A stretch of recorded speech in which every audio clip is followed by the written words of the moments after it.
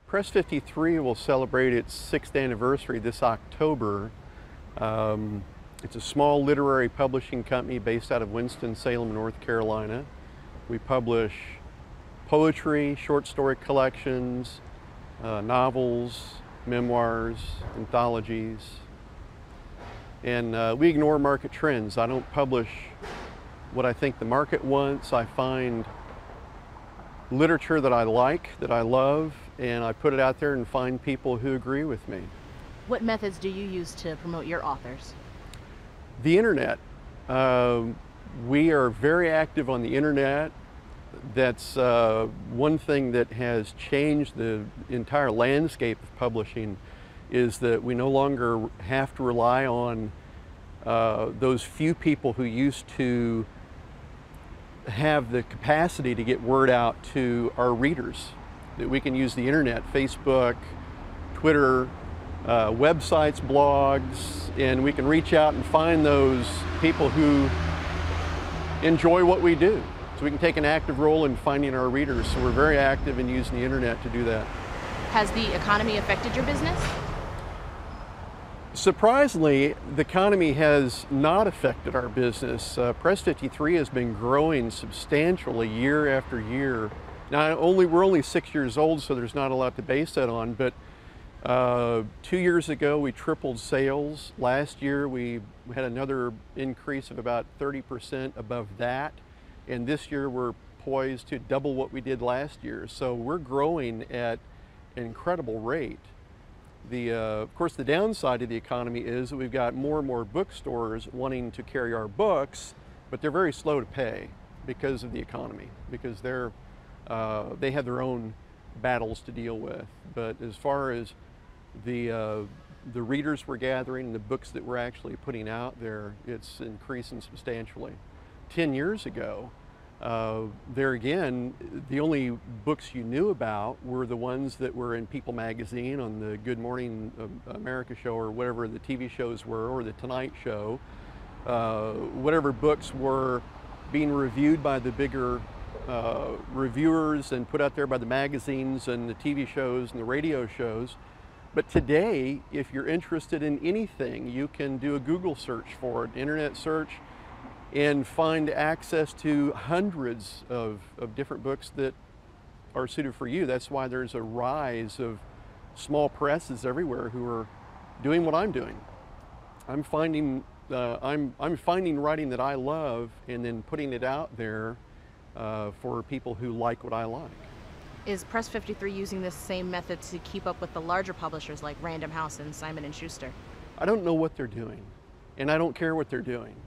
They do what they do, and they do it well, but my model was not to follow market trends, not to start any kind of a market trend, but to maybe usher in a renaissance of short story collections. I'm a former short story writer, and now a publisher of short story collections, and I knew there was a market for that if I could just find the people who love short stories. So we publish 6 to 8 short story collections a year and do really well with those, because we're able to find the readers who are looking for that type of material. Can you compare what an author's experience would be like if they were signed to an independent publisher versus a larger one? Yeah, that's a good question.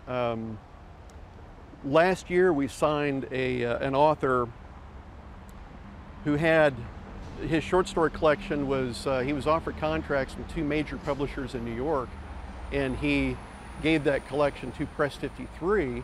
And I told him, I said, you know that your book is not going to be in the Barnes & Nobles and the Borders and the Books of Millions, and it's probably not going to be reviewed in the big publications and all that. He said, I know, and I don't care. I want to go with a publisher who's not going to forget me after that 90-day marathon of trying to get as many books sold as I can in bookstores around the country. I want to go with a publisher who's not going to forget me after that, who's going to continue to keep my work out there and put my work out there and find readers.